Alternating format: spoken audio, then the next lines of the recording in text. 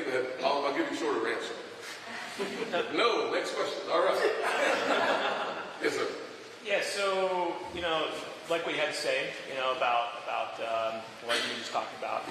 But, in my industry, I'm not in construction, I'm in finance. And what I notice is every 4 years when an election happens, I find out which one of my clients are Republicans, which ones are Democrats. And, it seems like over the years, there's a lot more hatred towards people because there's a lot of false narratives out there that are pushed on social media and through, mainstream media. Yes. And, people come in from both sides and tell me something that is pretty easy to point out that it's false. So there's just such a great divide that's happening within this country between people who are Republicans and people who are Democrats that I've never seen before. Right. How are you going to mend that? Or how would you go about kind of healing that divide? Yeah, so one of the things I've done as a senator is I look for solutions where there are problems. I don't look for red solutions or blue solutions. I don't look for black solutions or white solutions. I look for solutions that will work for the average person in our country. One of the things I say when I'm talking about why I'm running for president, I typically end with protecting America. There are 3 different facets of protecting America, but the one in the middle is closing our southern border. Closing our southern border because the fact of the matter is that when you see 70,000 Americans lose their lives of fentanyl, and you know that it's preventable with less than about $5 billion using technology to surveil our southern border, we can do that right now. Yeah. For $10 billion, we could finish the wall. We spend $7 trillion as a country, and we won't find the $15 billion to save 70,000 American lives. It's unconscionable to me. Yeah. One of the things I said is that in order for us to stop fentanyl from killing Americans, we have to target and then crush the Mexican cartels who are bringing it right across our southern border. I've created legislation earlier this year that said, I'm the lead Republican in the banking committee. So one of the things I said was, let's freeze the assets of the cartels. We have the most comprehensive banking system in all the world. Freeze their assets, sanction their accounts. I got that legislation through the banking committee 23-0. Yeah.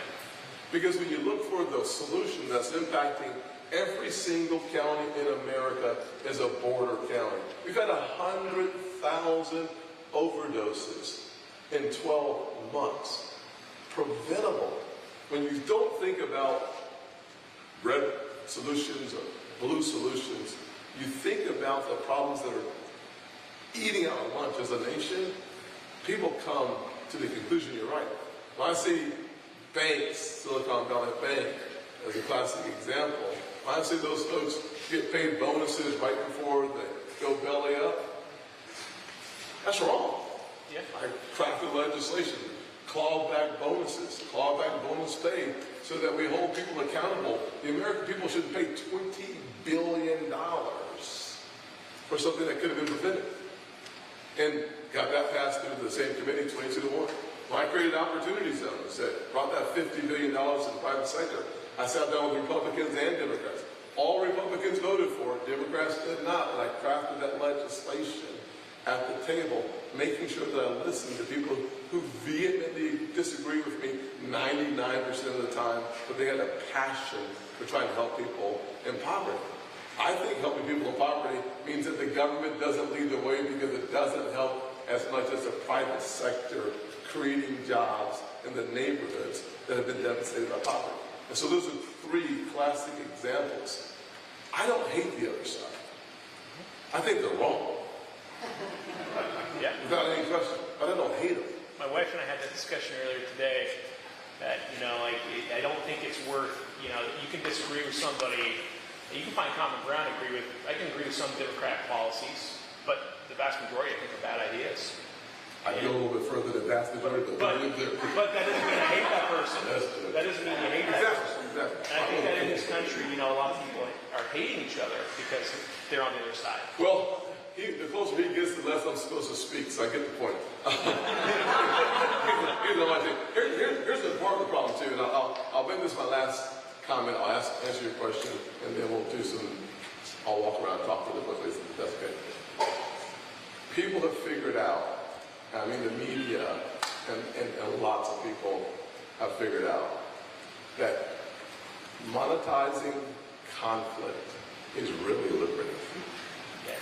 When you watch any news that you want to watch, no matter the choice of your